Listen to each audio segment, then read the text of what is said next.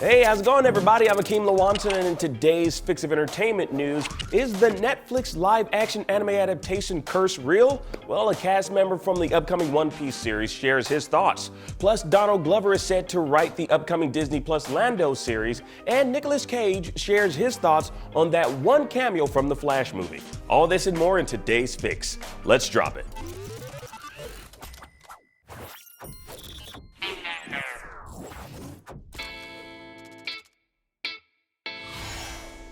Well, it looks like Netflix is back at it again with its upcoming live-action One Piece adaptation of the anime and manga series. Now, of course, anime fans are a little bit skeptical when it comes to Netflix adapting an anime, as we've been somewhat let down with previous adaptations. But with what we've seen so far from its One Piece live-action series, this might turn the tides and straddle the grand line drawn in the sand of what fans think the streaming giant is able to pull off. And speaking with actor Inaki Godoy, who will be taking on the role of Monkey D. Luffy in the live-action adaptation, he told GamesRadar how he pitches the show to people to calm any fears diehard fans might have. Quote, "Well, the show is made by people who love One Piece. We love the manga, we love the anime, we think they're great. And the only thing we want to do is honor that and get more people into it. We don't want to do anything else but honor the work of Mr. Oda and get more people to enjoy it too, because it's such a powerful story and the whole world should know about it. I mean, so many people know about One Piece already, but I want your grandpa to know what One Piece is. I want your grandma, I want everybody to know what One Piece is. And for the people who are already fans to be able to relive those iconic moments. And you know, there's something really special about seeing your favorite characters as real people too. There's a special kind of magic to it. Well, that all sounds pretty nice, but we've all been here before, especially with the Cowboy Bebop live-action adaptation Netflix tried a few years back. And I'm pretty sure the cast of Netflix's Cowboy Bebop went into that particular project wanting to both honor the anime, the manga, and Watanabe's overall vision. But what we received was a mess of an adaptation that strayed too far from the source material to be considered something worth honoring. Hell, even Watanabe came out and expressed his disdain for the live-action Cowboy Bebop series. He told Forbes, quote, "For the new Netflix live-action adaptation, they sent me a video to review and check. It started with a scene in a casino which made it very tough for me to continue. I stopped there and only saw the opening scene. It was clearly not Cowboy Bebop, and I realized at that point that if I wasn't involved, it would not be Cowboy Bebop. I felt that maybe I should have done this, although the value of the original anime is somehow far higher now." Whew. So stock in the anime of Cowboy Bebop went up in Watanabe's mind. That's freaking awesome. Mine too. Now, One Piece has been around for many years now and doesn't show any signs of ending its run. But hopefully Netflix learned from its mistakes with Cowboy Bebop and its Death Note live-action movie. Like, the streaming service went with a cast of practically unknowns, so it's not banking on star power with this live-action series. And that's a good first step. But beyond that, keeping true to the characters and the story arcs is very important. Like, any sort of deviation to the narrative will undoubtedly kill this project and render it another live-action anime adaptation flop for Netflix.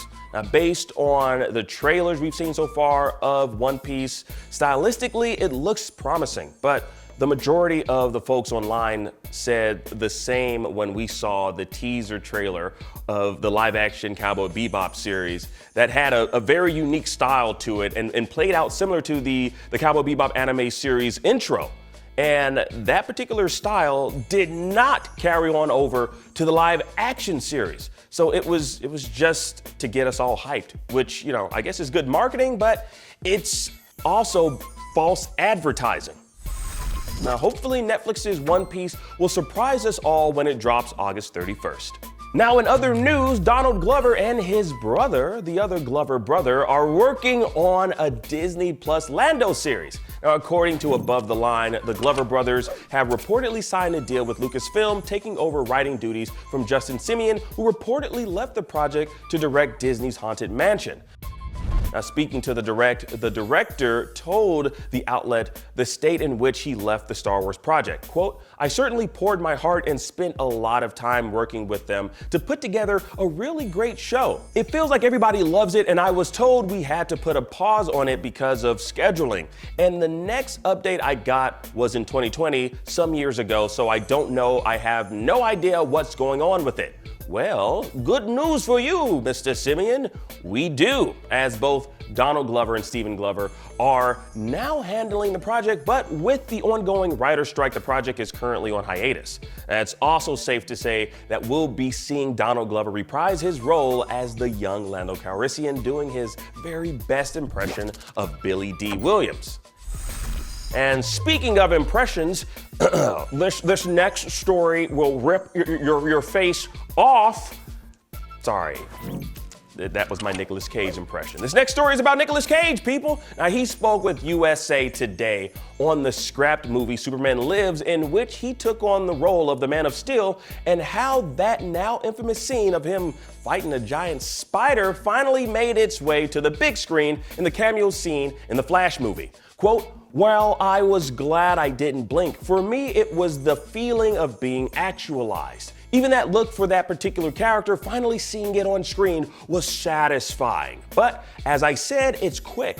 If you really wanted to know what I was going to do with that character, look at my performance in City of Angels. I was supposed to play Clark Kent after that in Superman Lives, and I was already developing this alien otherness playing this angel.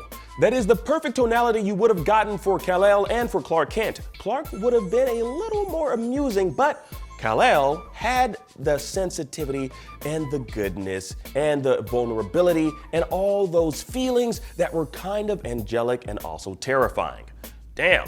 It's still such a shame we never got this version of Superman, because hearing Nicolas Cage describe it like that sounds vastly different from any version of the Man of Steel we've ever seen grace both the big or small screen. Also, Nicolas Cage is just a very unexpected choice when you think about Superman. But he was also going to give us the long-haired Superman, which fans of DC Comics back in the 90s would have surely remember seeing the Man of Steel sporting. Like, that version of Superman was goated.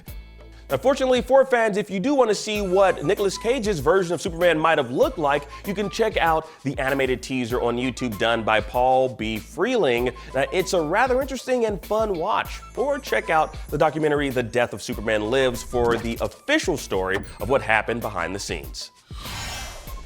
All right, and that was your fix of entertainment news for today. I'm Akeem Lawanson, and thank y'all so much for watching. Now that you're caught up on today's news, please go outside and have fun. It's warm outside. I'm assuming it's summertime. Also, check out our previous episode. Download the IGN app on all your devices, and for everything else, stick with IGN.